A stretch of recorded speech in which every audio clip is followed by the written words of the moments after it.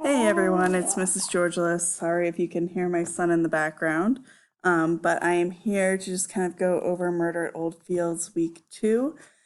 So week 1, you had the crime and the quiz that went with that. If you go up to your progress section now, you should see the crime and hopefully it says complete.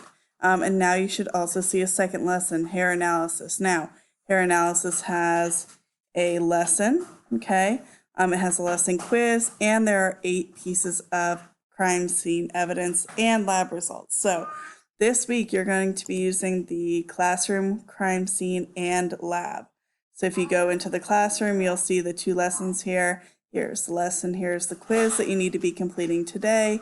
The crime scene, you are going to be able to find evidence now, but you're only going to be able to find hair evidence. So I know in the past we've talked about the footprints that are right outside the door. Obviously, those are not hair evidence, so grab our magnifying glass.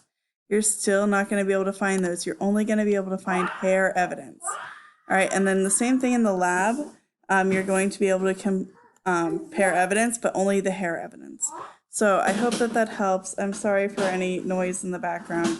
And if you have any questions, don't hesitate to reach out to me. Thank you.